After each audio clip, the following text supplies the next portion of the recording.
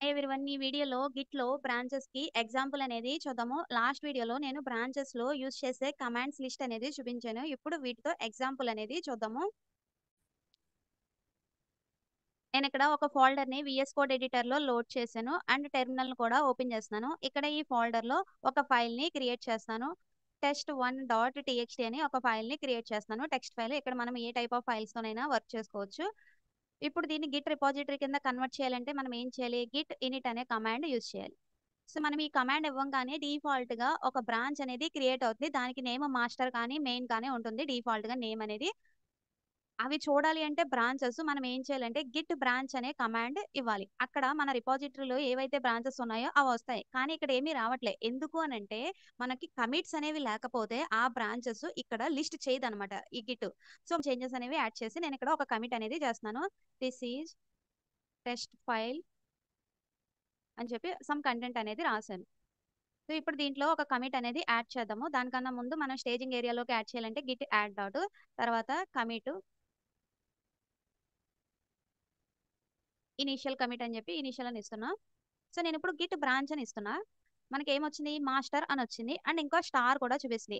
మనకి multiple branches ఉన్నప్పుడు at a time మనం ఒక బ్రాంచ్‌లోనే కోడ్ చేంజెస్ అనేవి వర్క్ అనేది చేస్తాము. ఈ స్టార్ ఏం చెప్తుందంటే మనము కరెంట్‌లీ ఏ బ్రాంచ్‌లో ఉన్నాము అని చెప్పి చెప్తుంది. ఇక్కడ ఉన్నదే మనకు ఒక బ్రాంచ్ కాబట్టి ఆ బ్రాంచ్‌లోనే మనకి వర్కింగ్ అనేది ఉందన్నమాట.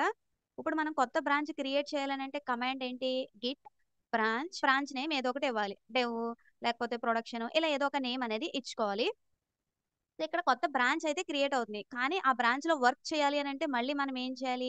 గిట్ చెక్‌ఔట్ అని చెప్పి ఆ బ్రాంచ్ నేమ్ ఇవ్వాలి. అక్కడ మనకి చెక్‌ఔట్ అనే కమాండ్ ఆ బ్రాంచ్‌కి ఉంటే వెళ్తుంది. లేకపోతే ఆ బ్రాంచ్ లేదని చెప్పి ఇస్తుంది.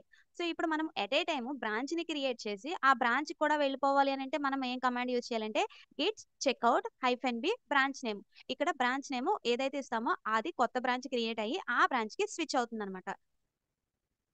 మళ్ళీ గిట్ బ్రాంచ్ అనే కమాండ్ యూజ్ చేస్తే మనకి 2 బ్రాంచెస్ అనేవి చూపిస్తుందనమాట. Dev, master. మనం ఏ బ్రాంచ్‌లో ఉన్నాము? డెవ్ బ్రాంచ్‌లో ఉన్నాము. ఎందుకంటే స్టార్ మనకి ఇక్కడ చూపిస్తుందనమాట. ఈ డెవ్ బ్రాంచ్‌లో ఈ టెస్ట్1 అనే ఫైల్ ఏదైతే ఉందో దీంట్లో సమ్ కంటెంట్ అనేది యాడ్ చేద్దాం. సో, నేను కమిట్ ఇందులో చేసే ముందు లాగ్ అనేది చూపిస్తున్నా. గిట్ లాగ్ -వన్ లైన్ అని చెప్పి ఫ్లాగ్ ఇస్తున్నా. ఇప్పుడు మనకేమొచ్చిందంటే గిట్ లాగ్ ఎప్పుడు మనకి ఏం చూపిస్తుంది? మన రిపాజిటరీలో బ్రాంచెస్‌లోని కమిట్స్‌ని చూపిస్తుంది మన కరెంట్ బ్రాంచ్‌లో. ఈ హెడ్ అనేది ఎప్పుడు రీసెంట్ కమిట్‌ని పాయింట్ ఔట్ చేస్తుంది. మనము ఒక బ్రాంచ్‌ని క్రియేట్ చేసాం కదా! డెవ్ బ్రాంచ్‌ని మాస్టర్ బ్రాంచ్‌లో నుంచి. అప్పుడు ఏం జరుగుతుంది అనంటే మాస్టర్ బ్రాంచ్‌లో అప్పటి వరకు ఏవైతే కమిట్స్ ఉన్నాయో సేమ్ కొత్తగా క్రియేట్ చేసిన బ్రాంచెస్ కూడా అవే షేర్ చేసుకుంటాయి. కాబట్టి రీసెంట్ కమిట్ 2 బ్రాంచెస్‌కి సేమే కాబట్టి ఇక్కడ హెడ్ అనేది ఏం చూపిస్తుంది? డెవ్, మాస్టర్ రెండిటిని పాయింట్ ఔట్ చేస్తుంది. ఇప్పుడు మనం ఎక్కడున్నాం? డెవ్ బ్రాంచ్‌లో ఉన్నాం. ఇప్పుడు నేను కొత్తగా ఇంకొక కమిట్‌ని యాడ్ చేస్తున్నాను డెవ్ బ్రాంచ్‌లో. గిట్ యాడ్ డాట్ అని చెప్పి ఇస్తున్నా. తర్వాత కమిట్. సో, నేనిప్పుడు మళ్ళీ గిట్ లాగ్ అనేది చెక్ చేస్తున్నాను. ఈ కమిట్ ఏదైతే ఉందో అది ఫస్ట్ కమిట్. మాస్టర్ బ్రాంచ్‌కి, డెవ్ బ్రాంచ్‌కి సేమ్ ఉంటుంది. ఇప్పుడు మనం కొత్తగా క్రియేట్ చేసింది ఏదైతే ఉందో అది డెవ్ బ్రాంచ్‌కి మాత్రమే రిలేటెడు.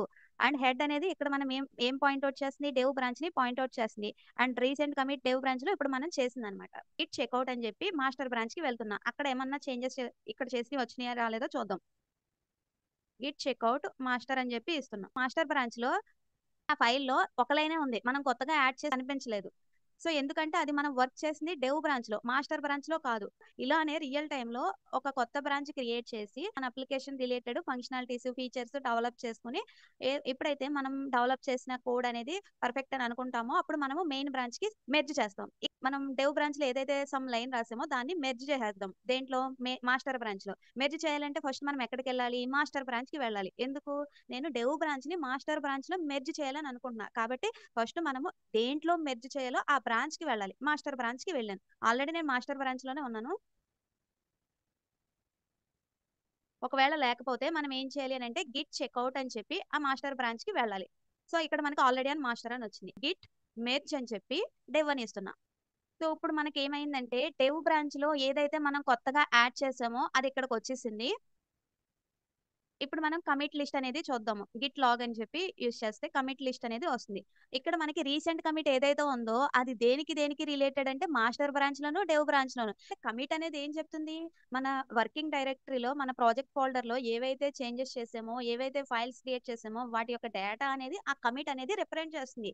సో, ఇప్పుడు మనకి ఈ కమిట్‌లో ఈ డేటా అనేది ఉంది. ఏ డేటా? మనం ఈ కంటెంట్ యాడ్ చేసిన డేటా అనమాట. అది ఆ కమిట్‌లో ఉంది. ఆ కమిట్ ఇక్కడ మనకి మాస్టర్ ఫైల్‌కి, డెవ్ బ్రాంచ్‌కి సేమే.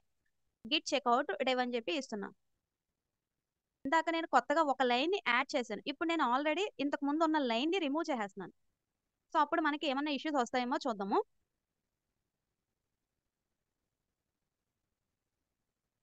సో, దీంట్లో మళ్ళీ గిట్ కమిట్ అనేది ఒకటి చేస్తున్నాను మళ్ళీ. సో, నేనిక్కడ ఇంకొక కమిట్ చేశాను డెవ్ బ్రాంచ్‌లో సెకండ్ కమిట్ అని చెప్పి. నేను మళ్ళీ గిట్ లాగ్ అనేది ఇస్తున్నాను. సో, మనకి ఈ 3 కమిట్స్ ఉన్నాయి. ఇది ఇప్పుడు మనం రీసెంట్‌గా చేసింది. అండ్ ఈ కమిట్‌ని కూడా మనము మెర్జ్ చేసేద్దాం మాస్టర్ బ్రాంచ్‌లో. మళ్ళీ మెర్జ్ చేయాలంటే మళ్ళీ మనం ఎక్కడికెళ్ళాలి? మాస్టర్ బ్రాంచ్‌కి వెళ్ళాలి. గిట్ చెక్‌ఔట్ మాస్టర్ అని చెప్పి ఇవ్వాలి. సో, అక్కడికి వెళ్ళింది. మళ్ళీ మెర్జ్ చేయాలంటే ఏం చేయాలి? గిట్ మెర్జ్ అని చెప్పి డెవ్ అని ఇస్తున్నాం. సో, ఇప్పుడు మనకి ఏమన్నా ఇష్యూస్ వచ్చినాయా అంటే రాలేదు. ఎందుకనంటే మనము ఎప్పుడైతే ఒక బ్రాంచ్‌ని క్రియేట్ చేసాక పేరెంట్ బ్రాంచ్‌లో ఏ చేంజెస్, ఏ కమిట్స్ చెయ్యకపోతే మనము వేరే చైల్డ్ బ్రాంచెస్‌ని మెర్జ్ చేసినా మనకి ఇష్యూస్ అనేవి రావు. మెర్జ్ కాన్‌ఫ్లిక్ట్స్ అసలు రావు. ఎందుకు అనంటే గిట్ అనేది ఆ రూల్ ఫాలో అవుతుంది. కాన్‌ఫ్లిక్ట్స్ ఎప్పుడొస్తాయి అనంటే ఈ లైన్ ఉంది. ఇదే పర్టిక్యులర్ లైన్‌లో ఒక బ్రాంచు సమ్ చేంజెస్ చేసింది. ఇంకొక బ్రాంచు ఇంకో చేంజెస్ చేసింది. అంటే ఒక పర్టిక్యులర్ లైన్‌లో ఒక బ్రాంచ్‌లో ఒక టైప్ ఆఫ్ చేంజ్, ఇంకొక బ్రాంచ్‌లో ఇంకొక టైప్ ఆఫ్ చేంజ్ జరిగితే మనము మెర్జ్ చేసేటప్పుడు కాన్‌ఫ్లిక్ట్స్ ఒస్తాయి. ఇప్పుడు మనకి రాలేదు. ఎందుకనంటే మనము మెయిన్ మాస్టర్ బ్రాంచ్‌లో ఒక బ్రాంచ్ క్రియేట్ చేశాక ఏ కమిట్స్ చేయలేదు. అది అలాగా మెర్జ్ చేసాం కానీ ప ఆ బ్రాంచ్‌లో ఇండిపెండెంట్‌గా ఏ కమిట్స్ చేయలేదు. ఇప్పుడు మనం ఏం చేద్దామంటే ఈ మాస్టర్ బ్రాంచ్‌లో ఇంకొక కమిట్ అనేది చేద్దాం. ఇప్పుడేం చేస్తున్నానంటే మాస్టర్ బ్రాంచ్ న్యూ కంటెంట్ అని చెప్పి ఇస్తున్నా.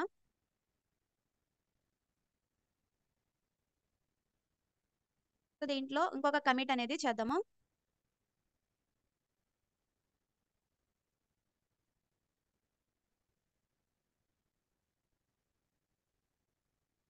సో, నేనిప్పుడు మళ్ళీ డెవ్ బ్రాంచ్‌కి వెళ్తున్నా. డెవ్ బ్రాంచ్‌లో ఇంకొక లైన్ అనేది యాడ్ చేస్తున్నాను. మళ్ళీ ఇక్కడ కూడా నేను ఇంకొక కమిట్ అనేది యాడ్ చేస్తున్నాను.